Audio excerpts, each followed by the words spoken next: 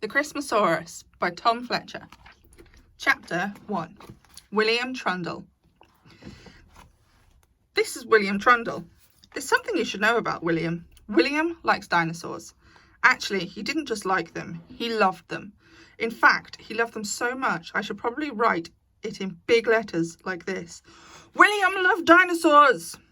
William had dinosaur pajamas, dinosaur socks, dinosaur pants, a dinosaur-shaped toothbrush, dinosaur wallpaper, 2 dinosaur posters, a dinosaur lampshade, and more dinosaur toys than he could fit into a bag for life.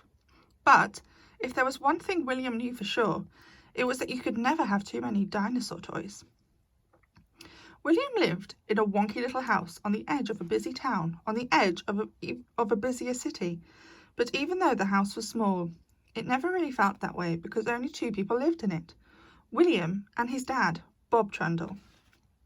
Now, I bet you're wondering why William didn't have a mum. Well, of course he did have a mum once, but sadly she died a long time ago, when William was very young.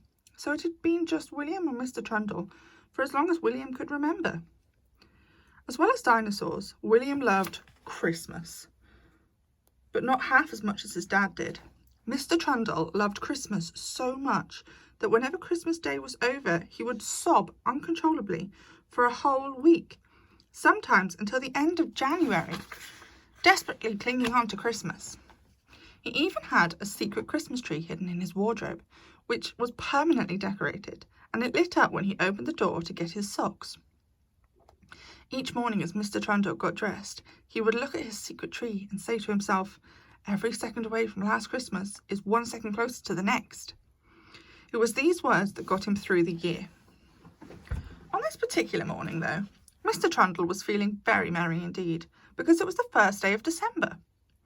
Time to get ready for school. Willie Poos, Mr. Trundle called from the kitchen as he spread butter on 2 steaming hot crumpets. Mr. Trundle's favourite breakfast. William rolled his eyes at the silly nickname that his dad used for him, Willie Poos. "Dad, you can't keep calling me that. I'm 7 3/4. It's embarrassing," William shouted from his bedroom as he stuffed his school bag full of books. "I thought we'd agreed that I can call you Willie Poos when you're not at school. You can't go changing the rules willy-nilly, Willie Poos," Mr. Trundle teased as he walked into his son's bedroom. "Happy 1st of December." Mr. Trundle beamed as he placed the breakfast tray down on William's desk and nodded his head excitedly at a rectangular object perched perfectly next to the plate of golden crumpets. William followed his gaze and saw that it was a chocolate-filled advent calendar. "Thanks, Dad. Where's yours?" asked William. Every year, William and Mr. Trundle would each have an advent calendar and open a new door together every morning before school. It was a Trundle tradition. William thought he saw a flicker of sadness on Mr. Trundle's face, which was quickly replaced by a smile. "I thought it might be fun to share this year, William," Mr. Trundle said. Lately they'd been sharing a lot of things, as Mr. Trundle didn't have very much money, but William didn't mind. "Oh, okay," he said. "I'll open the door and you can have the first chocolate, Dad." "How about I open the door and you have the first chocolate, William?" Mr. Trundle suggested. "Thanks, Dad," William said, grinning. He secretly hoped his dad would say that. "Say cheese," said Mr. Trundle as he quickly snapped a photo of the 2 of them. "Ah, that'll make a lovely Christmas card this year," he said, admiring the photograph. It was another Trundle tradition to take a photograph on the 1st of December for the Christmas cards that they would send to the long list of their distant relatives. Auntie Kim on the Isle of Wight, Great Nana Joan, who looked like a witch, cousins Lily and Joe, Auntie Julie, second cousin Sam, Uncle H, Trundle, Great Grandpa Ken. It was a long list, half of whom William had never met. "William, have you thought about what you're going to ask Santa for this year? You'll need to write your letter soon," said Mr. Trundle as he peered open the first door of the advent calendar. William took out the small snowman-shaped chocolate and suddenly didn't feel like eating it. "My dear boy, what on earth's the matter?" asked Mr. Trundle. "Well, it's It's just that I don't think Santa can bring me what I want this year, said William, staring longingly at the dinosaur poster on his wall. I'm pretty sure the elves can't make a real dinosaur. Make, repeated Mr. Trundle, as he took a knowing sip of his cup of tea. The elves don't make anything at all. William looked very confused. But I thought Santa's elves made all the presents in the North Pole, he said. Pah! Cried Mr. Trundle, spitting out a mouthful of tea. Well, William, I'm afraid that's all just a big pile of poppycock, fiddle-faddle, mouth-waffling, gibbery-faff nonsense. Whoever told you that is a complete knobbly-plank. Make presents, ha! Would you like me to tell you how the elves really work, William? He asked, a sudden spark in his eyes. Oh, please do, Dad, William cried, and made himself comfortable. He always loved it when his dad told him stories. He was very good at them, and he was particularly good at Christmas stories, for, as you already know, Mr. Trundle loved everything about Christmas. He knew all there was to know about Santa, the elves, and the North Pole. Ever since he was a little boy himself, it had been his favourite time of year, and he would always be the first person to start celebrating Christmas.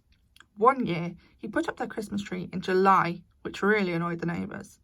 William loved it. Well, the first thing you should know is that the elf hands are far too small to build any decent sort of toys. And on top of that, they only have 3 fingers.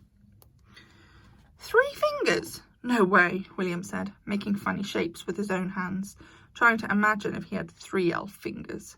How small are elves, Dad? He asked. Very small, William.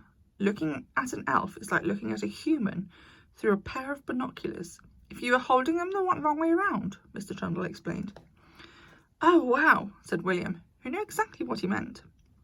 No, the elves aren't toy makers at all, Mr. Trundle went on. There are only 2 jobs in the North Pole elves are good at, farming and mining. Let me tell you how it works, my boy. First, Santa receives letters from girls and boys from all around the world, just like you, William, asking for all different sorts of Christmas presents. Santa then sits by his fireplace in his rocking chair and reads every letter out loud. Not in his head, William. William nodded, listening intently. This is very important, William, because in his letter reading room there is a very old, very crooked, very magical Christmas tree.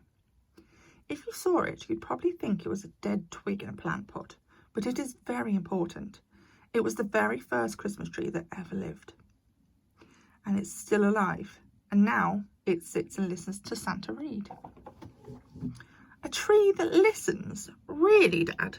Questioned William at this rather absurd-sounding fact. Of course.